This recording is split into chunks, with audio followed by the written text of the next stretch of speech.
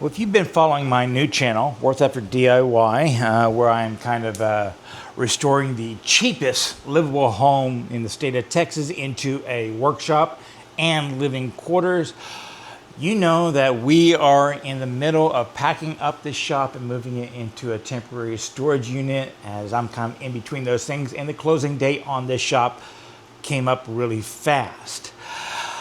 I spent last 2 days going up into the 2 attics of these buildings and bringing everything down. It ended up being 5 or 6 full-size truckloads to the max going to the storage unit.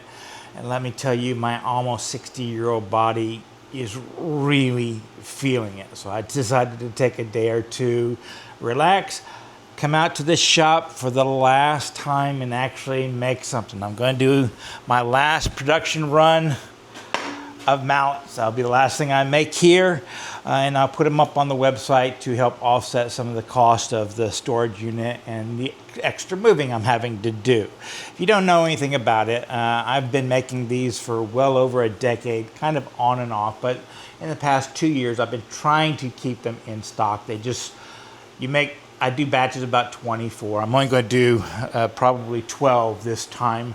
And they sell out pretty quickly until I can do another batch.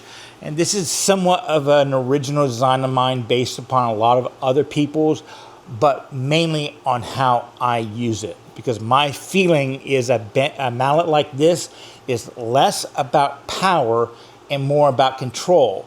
And this kind of mallet you use 3 ways: 1, 2, and 3. And I've been using this one consistently for about a year since I've been doing this production run in maple. And you can kind of see what happens is you learn where your mallet's sweet spot is. And that's where you can do a heavy strike, and like on a baseball, when you're swinging through and you just hit it just right, you don't even feel the strike on the ball. You don't even feel the strike on the chisel if you do it just right.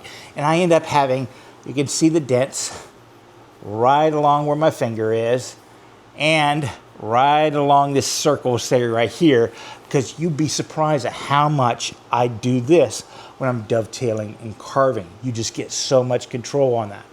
So if you've been waiting for one of these mallets, they're going to be up in the store. And if you haven't seen the disaster of a home I purchased, I'll put a link down to the new channel down below. So just a quick announcement, the last production run, and it's going to be those mallets that I can't keep in stock. Y'all be safe and have fun.